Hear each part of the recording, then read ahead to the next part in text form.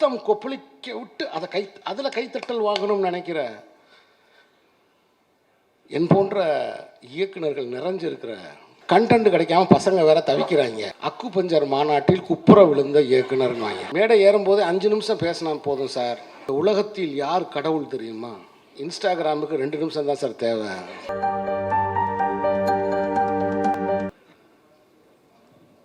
வடவழியில் கூட்டம்னும் போது நினச்சேன் பூரா நம்மாளுகளாக இருக்குங்க. அனைவருக்கும் என்னுடைய அன்பான காலை வணக்கம். பொதுவாகவே நான் வரும்போது இங்கே இந்த மேடையில் பேசிக்கிட்டு இருந்தவர் ஒரு சில மணித்துளிகள் மட்டும்தான் நான் கேட்டேன். யாரும் கடவுளாக முயற்சிக்க வேண்டாம் அப்படின்னு சொன்னார்.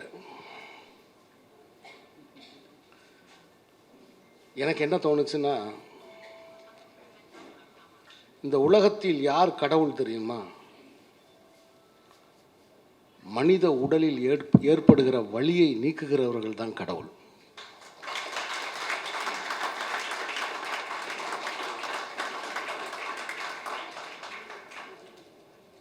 அந்த வலியை நீக்குகிறவர்கள் மருத்துவர்கள்.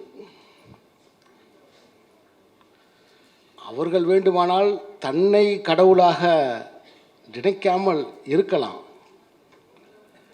ஆனால் வலி நீங்கிய பிறகு அந்த நோயாளி கையெடுத்து கும்பிட்றான் பாருங்க, அந்த இடத்தில் கடவுள் நிலையை அவர் அடைகிறார். அப்படி பார்க்கும் பொழுது இந்த மாநாட்டில் திரண்டிருக்கிற ஏறக்குறைய அரங்கம் நிரம்பி இருக்கிற இந்த திருமண மண்டபத்தில் நீங்கள் எல்லோருமே எனக்கு கடவுளாகத்தான் தெரிகிறீர்கள். ஏன்னா தமிழ்நாட்டில் மட்டும்தான் மருத்துவராக இருக்கிறது பெரிய சவால். ஏன்னா வர்ற நோயாளி எல்லாருமே மருத்துவர்கள். அவன் தன்னை ஒரு டாக்டர் நினச்சிக்கிட்டு தான் டாக்டர்கிட்டே வர்றான். ஆனால் அறிஞ்சோ அறியாமலோ அவன் கடவுள்கிட்ட கூட உண்மையை சொல்கிறதில்ல,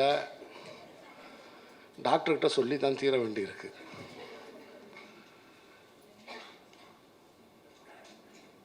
உண்மையை சொல்லிட்டு அதுக்கப்புறம் அவன் செய்கிற வேலை சந்தேகம். இது வேலை செய்யுமா வேலை செய்யாதா? ஆராய்ச்சியாளர்னா மாறிடுறான்.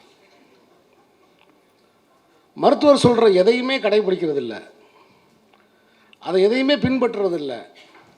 ஆனால் அவனுக்கு உடனடியாக ரிசல்ட் தேவை. இது குணமாகுமா, இது வேலை செய்யுமா? குறிப்பாக எனக்கு அக்குபஞ்சர் மருத்துவத்தை பற்றி முழுமையாக எனக்கு தெரியாது, கொஞ்சம் தெரியும். என்னுடைய பாட்டி நடக்க முடியாமல் ரொம்ப சிரமப்பட்டாங்க. அப்போ எங்கள் பக்கத்தில், மதுரை பக்கத்தில் அந்த திருநகர் அப்படிங்கிற அந்த பகுதியில் ஒரு அக்குபஞ்சர் மருத்துவர் எங்கள் பாட்டியை நடக்க வைத்தார்.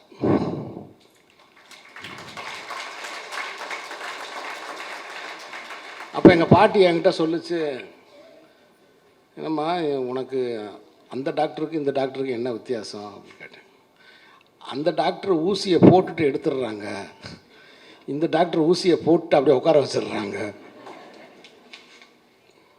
இல்லைடா இப்போ வலி போயிடுச்சுடா, கால் வலி. மருந்தில்லை, மந்திரம் இல்லை, எதுவுமே இல்லை.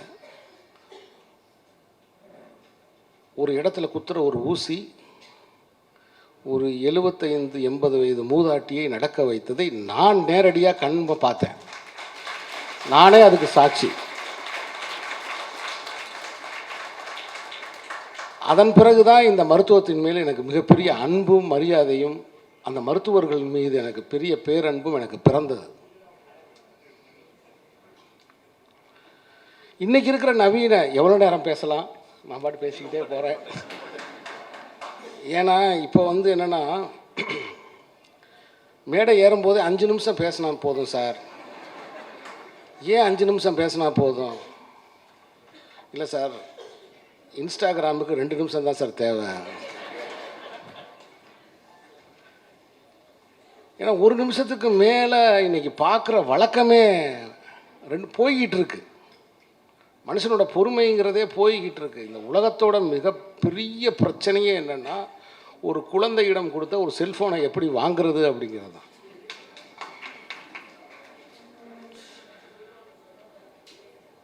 படித்து பார்த்து தெரிஞ்சுக்கிட்டதை எல்லாத்தையுமே பார்த்து அதுக்கப்புறம் படித்து தெரிஞ்சுக்கிறேன். எல்லா குழந்தைகளுக்கும் ஆச்சரியங்கிறது போயிடுச்சு. நான் 15வது வயசில் தான் கடலையே பார்த்தேன். அந்த கடலை பார்த்த அந்த அனுபவம் இருக்குது பாருங்கள், ஒரு பேரனுபவமாக எனக்கு இருந்தது.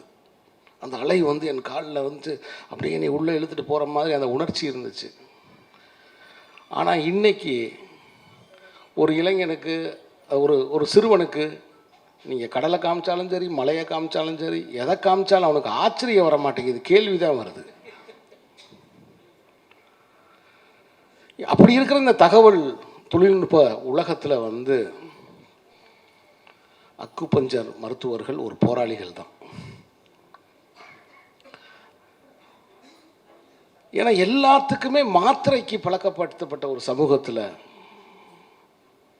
தலைவலியா போடு மாத்திரை, கால் வலியா போடுமா, வலி தெரியக்கூடாது, நாள்பட்ட நோயா மாத்திரையை போட்டு இந்த கணத்தில் இப்போ இந்த நேரத்தில் சரியாகணும். இல்லை இது தொடர்ந்து போனால் இதுக்கு பக்க விளைவு இருக்குது, இது இதை விட பெரிய ஆபத்தை உண்டாகும், அதை பற்றி கவலை இல்லை, அதை அப்போ பார்ப்போம். இப்படிங்கிற என்ன போக்கு இருக்கிற இந்த சூழ்நிலையில் அக்குபஞ்சர் மருத்துவர்கள் வந்து ஒரு குறிப்பிட்ட ஊசி மூலமாக, இப்போ அதில் ஒரு கவிதை கூட படித்தேன். அதில் சூட்சமமாக அந்த தொட்டாலே அது அக்குபஞ்சர் தான்றாங்க. ஒரு மனிதனை ஒரு மனிதன் தொட்டாலே, இன்றைக்கி உலகத்தில் யாருமே யாரையுமே நேரடியாக போய் சந்திக்க விரும்புகிறதே கிடையாது. வேலையே ஒர்க் ஃப்ரம் ஹோம்னு ஆயிடுச்சு. அவன் வீட்டுக்குள்ளே தான் இருக்கான், அவன் வேலை செஞ்சுக்கிட்டு இருக்கான். இதை விட பெரிய கொடுமை என்னென்னா, நான் வந்து ஒரு வீட்டில் பார்த்து நான் ரொம்ப வருத்தப்பட்டேன். ஒர்க் ஃப்ரம் ஹோமு, குழந்தை பிறந்திருக்கு, 12 மணிக்கு குழந்தை வெளியில் பாலுக்கு அழுகுது, தாயினால் இந்த ரூம்லேருந்து அந்த ரூமுக்கு போக முடியல. கேட்டால் work from home, work from room not home. Pope இருக்காரு பாருங்க. நண்பர்களே, நான் இந்த மேடைக்கு வருவதற்கு மிக முக்கியமான காரணம் கவிஞர் எழுத்தாளர் தோழர் போப் அவர்கள்.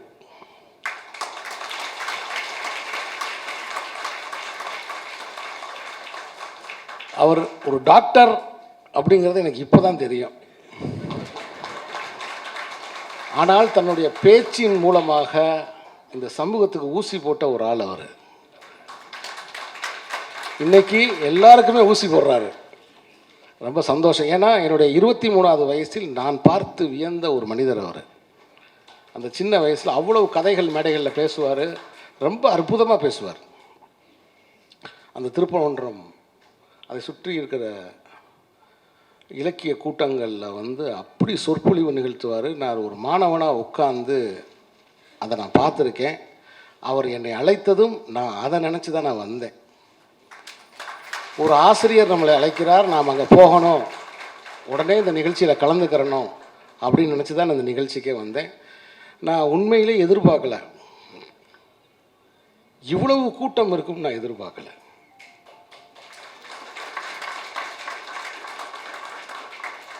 இவ்வளவு அக்குபஞ்சர் மருத்துவர்கள் மிக தீவிரமாக இயங்கிக்கிட்டு இருக்கீங்க அப்படிங்கிறத இங்கே பார்க்கும்போது எனக்கு ரொம்ப சந்தோஷமாக இருக்குது. ஏன்னா பல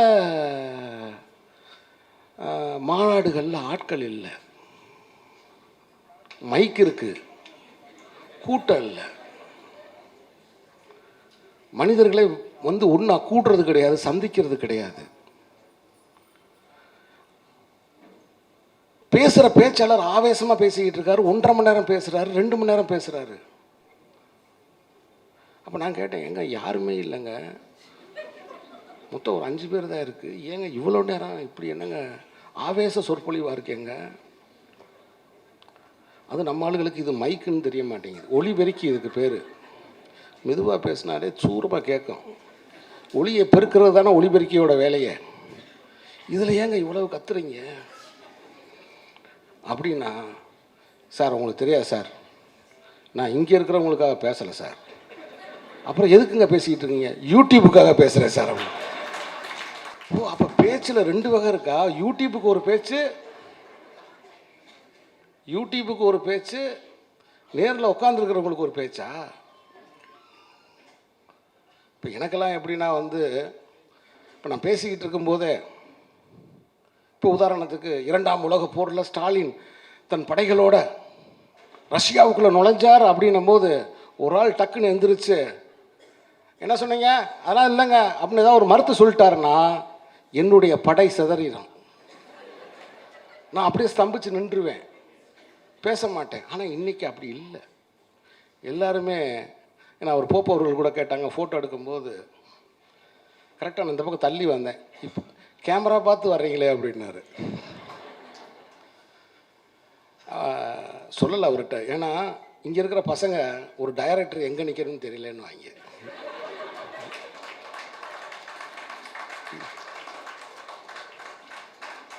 இங்கே நிற்கிறீங்களே, இந்த போடியம் உங்கள் வயிற்றுக்குள்ளேருந்து வெளியில் வராதா, தள்ளி நிற்கக்கூடாதா அப்படின்னு சொல்லுவாங்க பசங்க.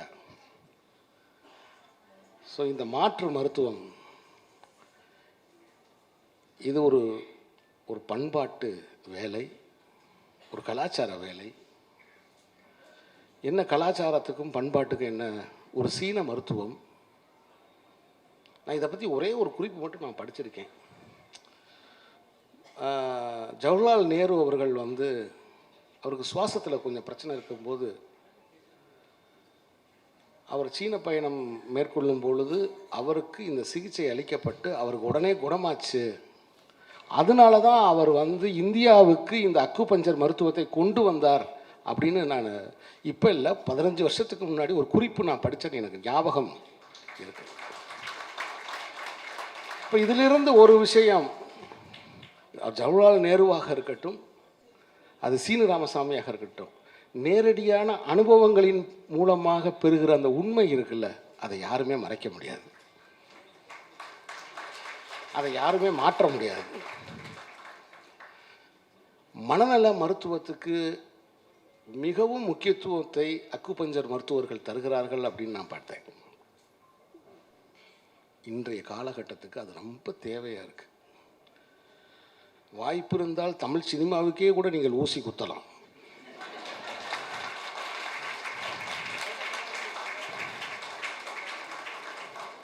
சட்டையை போட்டுக்கொண்டு வெளியே வான்னு சொன்னால் கூட ரத்த சட்டை போட்டு தான் வெளியே வருவேன்னு சொல்கிற ஒரு கோபம், ஒரு வன்மம், ஒரு பழி வாங்கணும், துடிக்கிற ரத்தம் கொப்பளிக்க விட்டு அதில் கைத்தட்டல் வாங்கணும்னு நினைக்கிற என் போன்ற இயக்குநர்கள் நிறைஞ்சிருக்கிற சினிமாவில் அவர்கள் மனநலமெல்லாம் சாந்தமாவதற்கு நீங்கள் ஊசி போட வேண்டும்.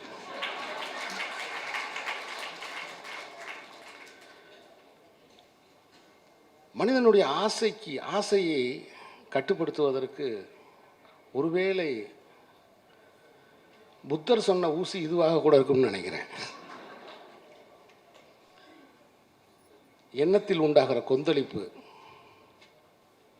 முதல்ல நான் ஃபோன் பார்த்துக்கிட்டு இருந்தேன், அப்புறம் தான் தெரிஞ்சு ஃபோன் என்னையே பார்த்துக்கிட்டு இருக்கு.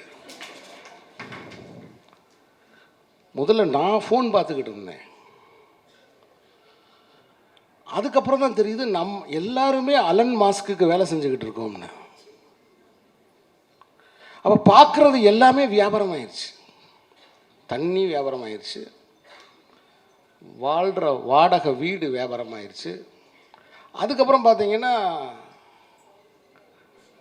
இனி சுவாசிக்கிறதுக்கு மட்டும்தான் வரல, அது வந்துடும் நினைக்கிறேன். உலக நாடுகளில் வந்துருச்சுன்னு சொல்கிறாங்க. ஆனால் பார்க்குறது வியாபாரமாகிடுச்சு. அப்போ எவ்வளோக்கு எவ்வளவு பார்க்க வைக்கணுமோ அவ்வளோக்கு அவ்வளவு கண்டென்ட் இல்லாமல் தவிக்கிறாங்க. நான் ஏன் உடனே பேச வந்தேன் தெரியுமா உங்களுக்கு? நேற்று இரவு நான் படுக்கும்போது ஒரு மணி ஆயிடுச்சு. ஏசி வேறு ரொம்ப நல்லா இருக்குது. என்னை உட்கார வச்சுட்டீங்கன்னு வச்சுக்கோங்க, கண்டென்ட் கிடைக்காம பசங்க வேற தவிக்கிறாங்க. நான் அப்படி தூங்கி டம்முன்னு விழுந்துட்டேன்னு வச்சுக்கோங்க, அக்கு பஞ்சர் மாநாட்டில் குப்புற விழுந்த இயக்குனர்னாங்க.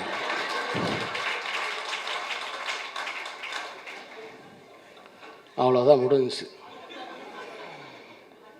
கண்டென்ட் போட்டுருவாங்க, தூங்கி குப்புற விழுந்த இயக்குனர். இதில் ரவுண்டு வேற பண்ணுவாங்க, முதல் நிலை, இரண்டாம் நிலை. இந்த வீடியோ வந்த பிறகு இதை ஒருத்தர் பார்த்துக்கிட்டே இருப்பேன், ரசித்து பார்க்குறேன் நான்.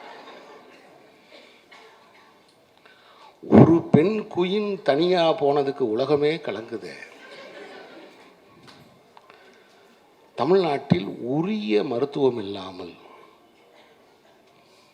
அது என்ன ஏதுன்னு தெரியாத பாமர ஜனங்கள் எவ்வளவோ இந்த நாட்டில் கஷ்டப்படுறாங்களே. நான் இந்த மேடைக்கு, இந்த மாநாட்டில் நான் வந்தது உங்களை எல்லாம் பார்த்து ஒரு வணக்கம் சொல்லிவிட்டு உங்களுக்கு ஒரே ஒரு விண்ணப்பத்தை மட்டும் வைப்பதற்கு. எத்தனையோ ஏழை எளிய மக்கள் வலியோடும் துன்பங்களோடும், அதே சமயத்தில் சில மருத்துவத்தின் பின் விளைவுகளாலும் கிராமப்புறங்களில் அவஸ்தைப்படுறாங்க. நீங்கள் எல்லாம் அவர்களை போய் சேர வேண்டும், அவர்களுக்கு நீங்கள் மருத்துவம் பார்க்க வேண்டும்.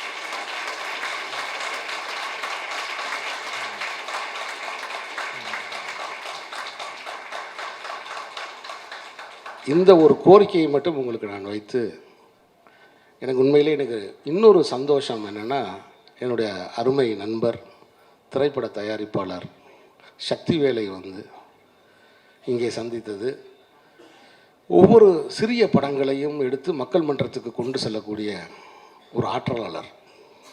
ஏன்னா எப்பவுமே இந்த சின்ன படங்களை அதை கொண்டு போய் மக்கள்கிட்ட சேர்க்கறதுக்கு யாரும் முன் வர மாட்டாங்க. சின்ன படங்கள் மட்டும் இல்லை, வியாபாரத்துலேயும் சரி. 300 கோடி, 500 கோடி, 1000 கோடி. ஏன்னா இப்போ யாருக்குமே என்ன வேண்டிய வேலை இல்லை, எல்லாமே நம்பராகவே போயிடுது. எங்கள் தாத்தாலாம் எனக்கு ஒரு 50 ரூபாயை 20 ரூபாயை கொடுத்துவிட்டு 30 தடவை பின்னாடியே வச்சுருவார், உள்ஜோப்பில் வைடான்னு. அதை பிட் பாக்கெட் அடிக்கிறதுக்கு ஒரு 4 பேர் மதுரையில் திரிவாங்க. இன்றைக்கி அதெல்லாம் கிடையாது, எல்லாமே நம்பர் தான். அப்படி நம்பராக மாறிக்கிட்ட இந்த உலகத்தில் நல்ல கலாச்சாரமான படங்களை எடுத்து அதை மக்களுக்கு கொண்டு போய் சேர்க்க வேண்டும் என்கிற ஒரு பணியை செஞ்சுக்கிட்டு இருக்கிற அருமை சகோதரர் சக்திவேலை இந்த மேடையில் நான் பார்த்தது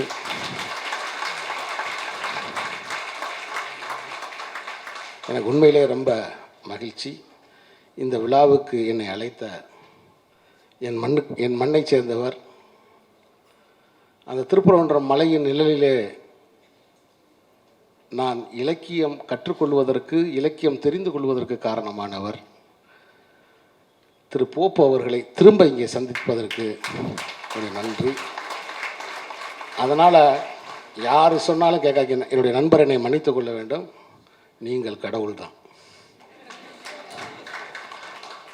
வலியை நீக்குவதால், நோயை நீக்குவதால், அறியாமையை நீக்குவதால், ஏன்னா நோயை பற்றிய புரிதலை உண்டாக்குறீங்க இல்லை. சுஜாதா ஒரு சிறுகதை எழுதியிருப்பார். ஒரு பொண்ணு பெரிய ஆஸ்பத்திரியில் போய் அட்மிட் ஆக போகும். நகரம்னு பேர் தலைப்பை சொல்கிறாரு பாருங்கள், நகரம்னு பேர். அந்த டாக்டர் உள்ளே போனோடனே இங்கே போய் அட்மிட் பண்ணுங்க, அங்கே போங்க, இங்கே போங்க, இங்கே சீட்டு வாங்க, அங்கே வாங்க. இந்த அலைக்கழிப்புலேயே அவங்க அம்மா மனசை விட்டு நம்ம மாரியம்மன் கோயிலில் போய் ஒரு காப்பு கட்டினோம்னா சரியாயிரும் மகளே வா அப்படின்னு அந்த பிள்ளையை கூட்டிக்கிட்டு வெளியில் வந்துடும். இப்போ அந்த அட்மிஷன் போட சொன்ன டாக்டரு வேகமாக பார்ப்பாரு, அங்கே பிள்ளை இருக்காது. எங்கே அந்த பிள்ளை? இன்னும் 2 நாள் தான் அந்த பிள்ளை உயிரோடு இருக்க போகுது, விட்டோம்னா செத்துருங்கய்யா, உடனே காப்பாற்றுங்க அப்படின்னா ஒட்டுமொத்த அந்த ஆஸ்பத்திரியிலே அந்த நோயாளியை தேடுவாங்க. இவங்க ஆட்டோ ரிக்ஷாவில் போய்கிட்டு இருப்பாங்க, சைக்கிள் ரிக்ஷாவில் போய்கிட்டு இருப்பாங்க. இப்படின்னு ஒரு கதை நான் படிச்சிருக்கேன். அது மாதிரி மக்களுக்கு அந்த அறிவையும் ஊட்ட வேண்டிய கடமையும் உங்களுக்கு இருக்குது, அந்த பணியும் நீங்கள் செய்கிறீங்க. அதனால் உங்களை எல்லாம் நான் வாழ்த்தி, இந்த பேச்சை எப்படி தொடங்குவது என்று தவிப்போடு வந்த எனக்கு கடவுள் என்ற வார்த்தையை எடுத்து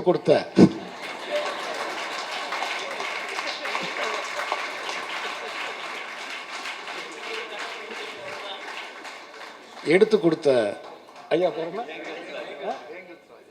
ஏங்கல்ஸ் ராஜா. அடடா, தமிழர்கள்ட்ட தாங்க இப்படி ஒரு பேர் வைக்க முடியும், ஏங்கல்ஸ் ராஜா. ஏன்னா காரல் மார்க்ஸோட நண்பர் அவர். இப்போ எல்லாருமே ஒரு மனிதன் இறந்துட்டா அஞ்சலி செலுத்துகிறோம். காரல் மார்க்ஸ் இறந்ததுக்கு அவருடைய நண்பர் ஏங்கல்ஸ் எப்படி அஞ்சலி செலுத்தினார் தெரியுமா? மார்க்ஸ் சிந்திப்பதை நிறுத்தி கொண்டார் அப்படின்னாரு. இதுதானே உண்மை. ஒரு மனிதன் தான் சிந்திப்பதை நிறுத்தி கொண்டால் அவனுக்கு மரணம். அது உயிர் இருந்தால் கூட பிரயோஜனம் இல்லை. ஆனால் மாற்று மருத்துவத்தில் இன்னொரு பேர் சொல்கிறாங்க, நம்ம தான் பிரதான மருத்துவம், மற்றதெல்லாம் மாற்று மருத்துவம். அவங்க என்ன சொல்கிறாங்க, வெஜிடபிள்ன்றாங்க. அதை வெஜிடபிள்ன்றாங்க.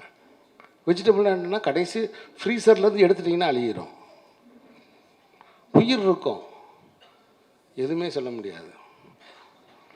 ஸோ இந்த அருமையான சந்தர்ப்பத்தில், இந்த உற்சாகமான இந்த நேரத்தில் இந்த மாநாடு தொடர்ந்து நடைபெற்று இதனுடைய பயன்கள் எல்லாம் தமிழ்நாடு முழுக்க சென்று சேர வேண்டும். இன்றிலிருந்து நானும் அக்குபஞ்சர் மருத்துவத்தை தொடர முடிவு செய்திருக்கிறேன். சரி, தோழர் போப்பு கூப்பிட்டாரு, சரி போயிடுவோம், மாநாடு அக்குபஞ்சர் மாநாடு சரி அப்படின்னு நினச்சி வந்தேன். ஆனால் நான் இங்கு வந்ததும் இந்த அரங்கை பார்த்ததும் நான் உண்மையிலே பிரமிச்சு போயிட்டேன். அவ்வளோ உற்சாகமாக, அவ்வளோ பெருந்திரளாக, நம்பிக்கையோடு நீங்கள் இயங்கி கொண்டிருக்கிறீர்கள். உங்கள் அனைவருக்கும் என்னுடைய நன்றி.